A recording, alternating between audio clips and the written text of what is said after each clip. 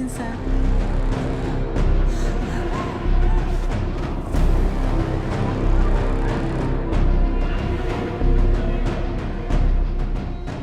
ఆ వీడియోతో హాస్టల్ నుంచి తప్పించుకుని పారిపోయింది. ప్రసాద్ తర్వాత చెప్పాడండి, ఆయేషా కలిసిన వ్యక్తి పేరు సాదిక్ హాసన్ అని.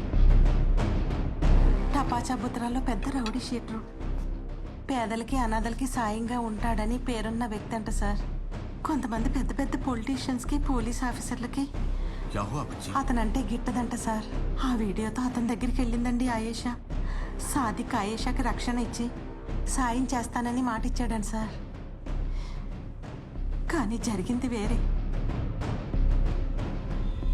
ఆ వీడియోలో ఉన్నది హోమ్ మినిస్టర్ కొడుకు రంజిత్. అది చూడగానే సాదిక్ ఆలోచనే మారిపోయింది సార్. అతనికి బంగారం లాంటి ఛాన్స్ దొరికింది. ఇంకేముంది,